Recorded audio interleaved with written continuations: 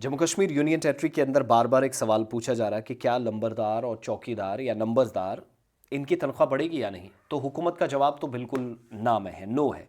अब मुझे नहीं मालूम कहाँ से ये जवाब उठाया गया। कुछ सोशल मीडिया पर साथी हमारे जो कह रहे हैं कि लंबरदार की और चौकीदारों की तनख्वाह बढ़ाई जाएगी और आने वाले दिनों में एक बड़ा फैसला होगा। मेरे पास तो कोई जानकारी नहीं, उसके लिए माजरत। और वैसे भी अगर आप देखेंगे तो जो जवाब आया था गालिबन 6 तारीख थी शायद फ्राइडे का, जब इस पर रिप्लाई किया गया।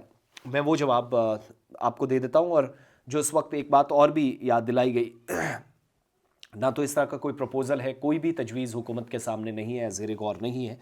एक तो ये कंफर्म कर दिया गया। और सरकार के मुताबिक फ़िलहाल, हाँ, फ्राइडे का दिन था और ये 2:56 के आसपास जवाब आया फरवरी 6 को, इसी साल, ये जो अभी असेंबली का सेशन चल रहा है। कहा गया कि नंबरदार जो है वो 1501 महीने की सैलरी लेते हैं, चौकीदार 1500 रुपये लेते हैं।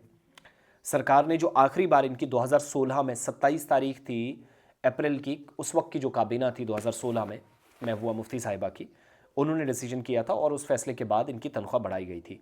751 रुपये नंबरदार की थी, उसको 1501 किया गया। 750 चौकीदार की थी, उसको 1500 रुपये उस वक्त किया गया। तो फिलहाल हुकूमत के सामने कोई इस तरह की तजवीज़ नहीं। हो सकता है इंसानी बुनियादों पर, हमदर्दाना बुनियादों पर जैसे तकर्रियाँ होती हैं, सरकार कोई और फैसला कल को जाकर ले, बदल सकती है, मगर फ़िलहाल इस तरह का कोई प्रपोज़ल नहीं है। और इधर दबाव भी काफ़ी ज़्यादा है। जो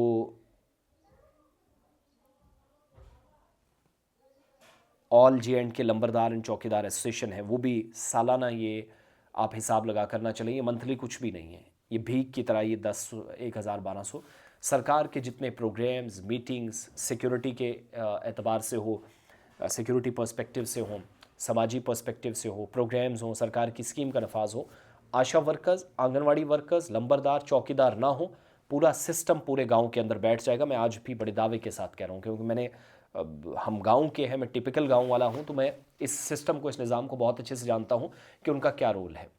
फिर एक सिस्टम है हमारे यहाँ, मैं इसको बदकिस्मती समझता हूँ, सालाना एक टैक्स, वो जो चूल्हे का होता है, वो 10, 12, 15 रुपये, वो भी हम वक्त पर अदा नहीं कर सकते। और जब देते हैं तो जैसा कोई एहसान हम कर रहे हैं। वो मैं ज़ाती तौर पर सबसे रिक्वेस्ट करूँगा कि जितना मुमकिन हो चौकीदार, लंबरदार की, इनका सारा का सिस्टम इसी पे चलता है।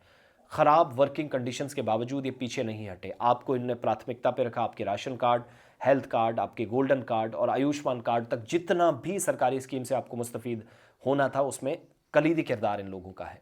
ये एक दिन एक कागज़ पीछे खींच देना, आपका सारा रिकॉर्ड ख़राब हो सकता है।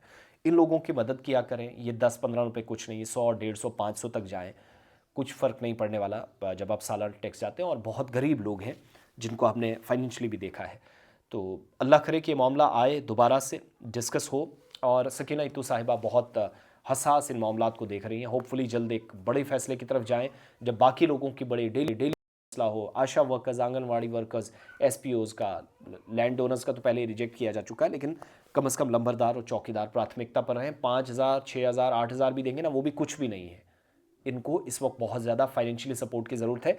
ये जिस दिन बैठ गए, rural livelihood mission, rural development आपकी बैठ जाएगी। जिसको यकीन नहीं है, गांव में जाकर देखे और लोगों से इनकी कामकाज और इनका तरीकाकार पूछे।